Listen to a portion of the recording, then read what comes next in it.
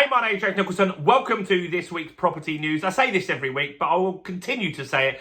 It's another very busy week. We've got house prices that are down.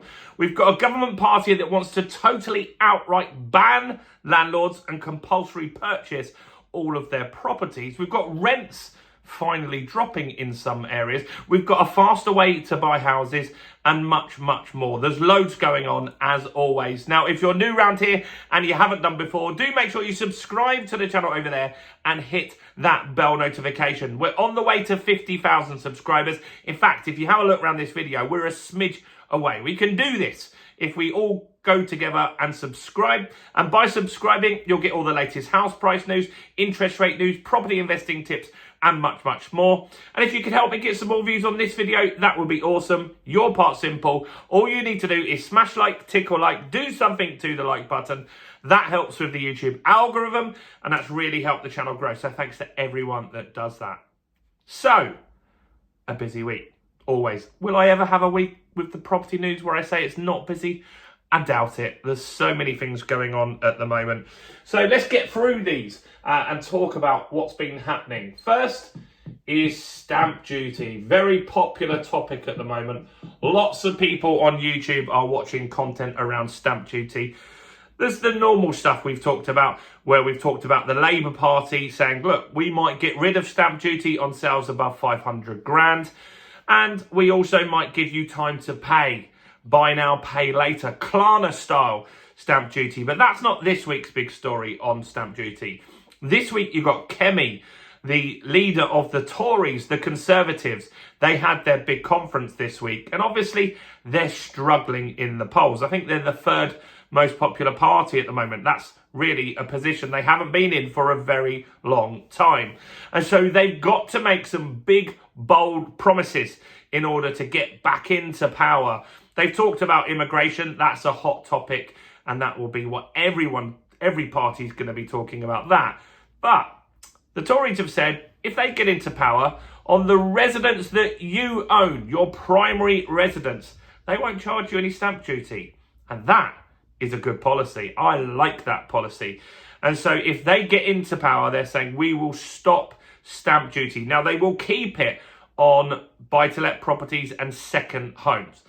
I guess that's fair enough. I'd hope that they would reduce it on buy-to-let back to where it was when they were in power last time.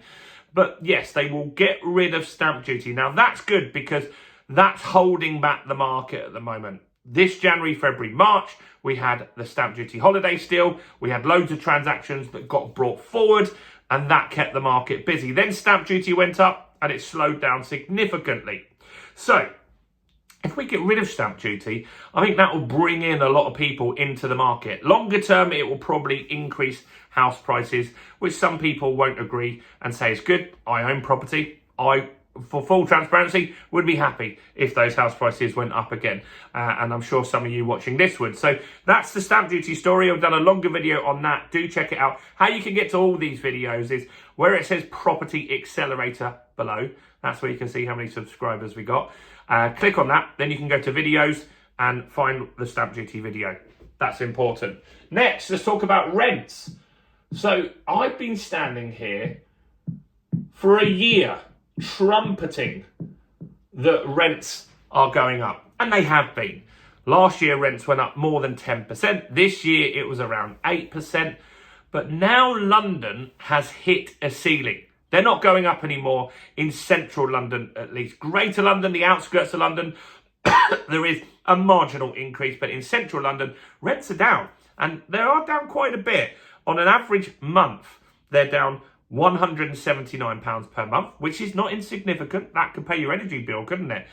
And that equates to £2,148 in a year. That's central London. Those are down. And the reason for that is that people are moving to the outskirts of London. There's just a limit on what they can pay. People are maxed out on their rent, and so they're moving to Surrey, to Sussex, the home counties of Kent and other places as well, and commuting in.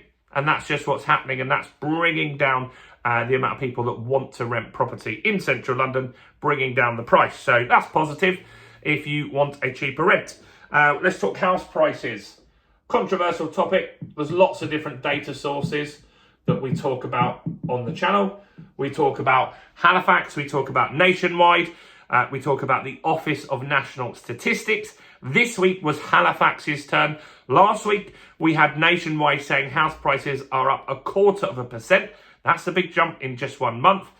Halifax are seeing the opposite. They're seeing house prices down 0.3% in a month, which equates to around £800 for an average property. I think their average is 298,000. Remember, that's just their lending book and the Lloyd's lending book as well, because they're part of Lloyd's.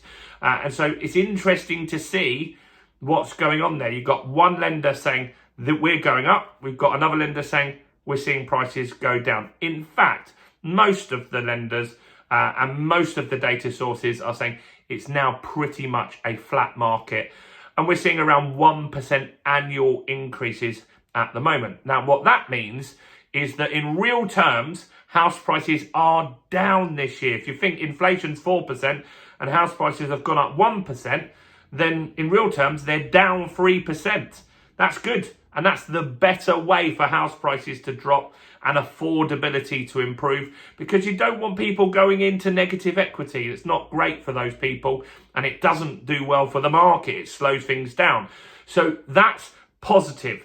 And so it's not a busy housing market at the moment and house prices are pretty much flat. This was an interesting story, a popular one at least. And this was talking about landlords being banned. Sounds sensational, doesn't it? Well, the Green Party have said at their conference that if they got into power, they would ban landlords. There would be a total ban on landlords and people just wouldn't be able to rent their properties. Now, what would also make this more likely to happen is that they would ban buy-to-let mortgages. If you've got your property empty for 6 months, they would compulsory purchase it with a council. And if you sold the property, you've got to give the council the first dibs on buying that property. Not a great policy. Now, Green Party, they're a tiny government, but they could do a coalition with somebody.